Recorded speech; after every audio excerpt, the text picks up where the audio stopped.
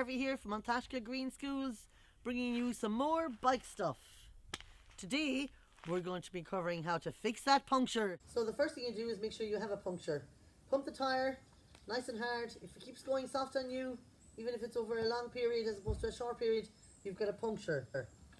Second thing you do is take off the cap off the valve and remove any remaining air. The less air in the tube, the easier it is to get it out. So you want to get all the air out of the tube.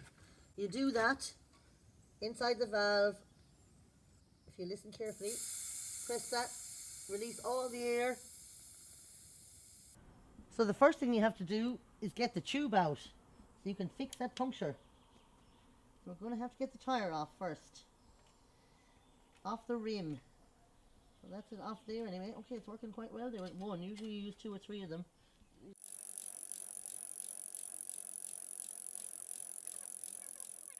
Now you can see the tube inside. See, there she is. Don't go pulling at it, because the next thing you have to do, there's our valve.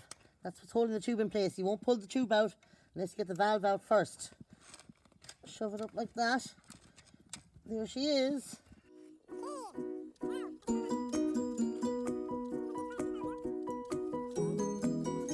Now it's time to find that puncture. So now we got to find out where the puncture is before we can fix it. We're going to pump the tire, pump the tube, and listen using our ears for a hiss, and maybe we'll even feel the air.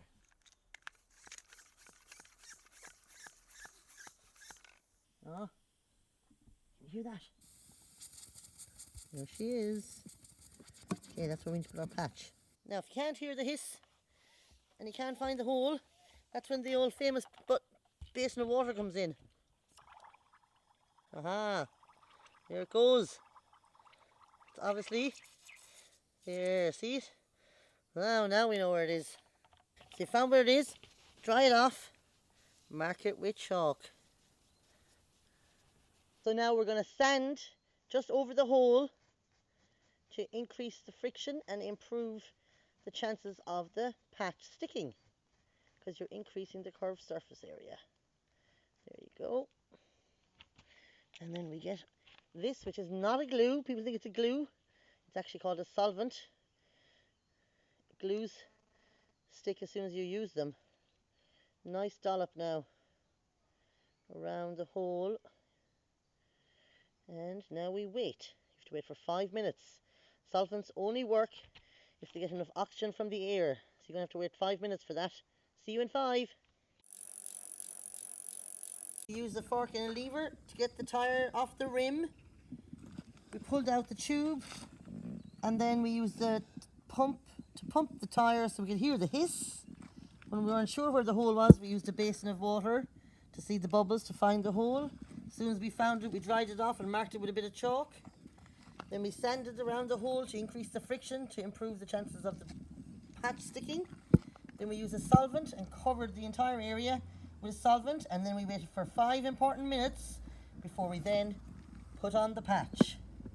So there's your patch. Peel off the silver bit. People get mixed up and try to take off the white. Silver bit off. The orange is going on the tube. It's going to end up looking like that. Or like this one, look. It used to be this size. So the solvent is definitely ready now. Orange side down. Solvent, look, almost fully dry. You'd think it wouldn't work. Sticking. No hiss. Boom, problem solved. No puncture. Now let the air out. And we'll put the tube back in. You're ready to cycle. Now we're going to put the valve back in the hole, in the rim, and get the tube back in where it belongs. So you spin the wheel around until you find out where the hole is. See that there? In she goes.